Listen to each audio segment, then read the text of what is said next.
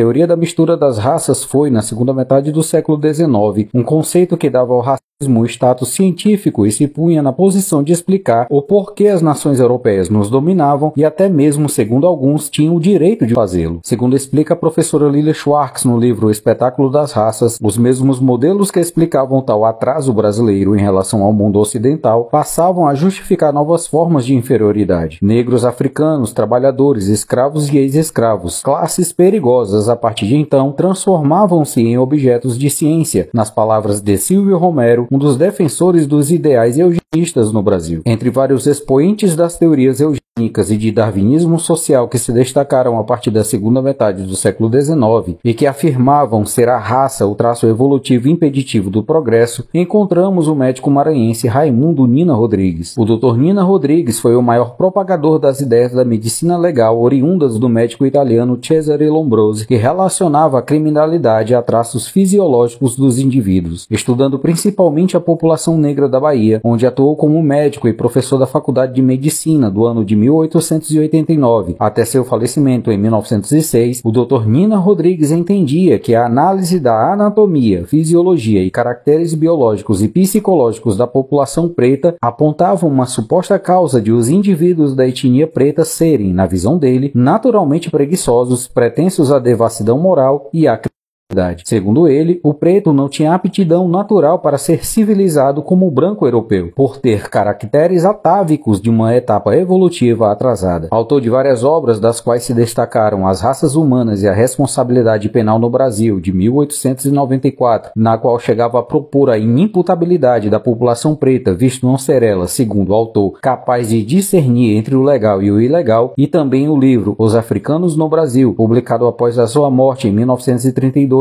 onde apontava para a política de branqueamento da população brasileira como solução para tirar o Brasil do suposto atraso. Apesar de nos parecerem totalmente absurdas hoje, as obras do Dr. Nina Rodrigues exerceram forte influência em parte da intelectualidade brasileira, como no sociólogo Oliveira Viana, mas também em autores como o baiano Rodolfo Teófilo, o cearense Gustavo Barroso e o fluminense Euclides da Cunha, todos estes levando as ideias evolutivas de raça à análise social dos caboclos e mulatos nordestinos. Já sabemos que as teorias eugênicas e do darwinismo social foram perdendo força durante o século XX e que já no século XIX, obras como a do médico Manuel Bonfim se colocavam contra tais teorias. Entretanto, no caso específico do Dr. Nina Rodrigues, mais que todos os livros, uma pessoa trouxe por meio de sua experiência provas vivas do equívoco das teorias do médico maranhense. Um brilhante aluno, formado em medicina na Faculdade da Bahia com apenas 19 anos, tornando-se professor substituto da mesma faculdade 5 anos depois, após ser aprovado em primeiro lugar no teste de seleção. Este aluno era o baiano Juliano Moreira, filho de negra trabalhadora doméstica na casa do Barão de Itapuã, um jovem preto que, contra todos os argumentos do Dr. Nina Rodrigues, alcançou notoriedade no campo médico, especializando-se na área psiquiátrica e que é considerado hoje o fundador da disciplina da psiquiatria no Brasil. Estando à frente do chamado Hospício Nacional de Alienados do Rio de Janeiro, de 1903 a 1930, o Dr. Juliano Moreira ajudou no avanço do conhecimento das causas de degenerescência psíquica e também a formar toda uma geração de médicos nas mais diversas especialidades, como neurologia, psiquiatria, clínica médica, patologia clínica, anatomia patológica, pediatria e medicina legal. Além de grande contribuição para o entendimento de doenças infecciosas como a sífilis, o Dr. Juliano se destacou por introduzir a psicanálise na academia brasileira. Um traço marcante da obra do Dr. Juliano foi sua explícita discordância quanto à atribuição da degeneração do povo brasileiro à mestiçagem, especialmente na suposta contribuição negativa dos negros na miscigenação, polemizando diretamente com o Dr. Nina Rodrigues, de quem foi aluno na Faculdade de Medicina da Bahia. Tendo se graduado com a pesquisa sobre a sífilis maligna precoce, para o Dr. Juliano Moreira, os inimigos a combater na luta contra as degenerações nervosas e mentais seriam o alcoolismo, a sífilis, as verminoses, as condições sanitárias e educacionais adversas, enfim, o trabalho de higienização mental dos povos, disse ele, não deveria ser afetado por ridículos preconceitos de cores ou castas. Dito de outra forma, muitas décadas antes das teorias genéticas afirmarem o absurdo das teorias raciais, o Dr. Juliano Moreira já afirmava que eram as condições sociais e econômicas as maiores causas de transtornos entre as pessoas pretas e pardas. Tendo sua inteligência notada pelo então Barão de Itapuã, que o apadrinhou e bancou seus estudos, o Dr. Juliano Moreira é uma prova viva do absurdo das teorias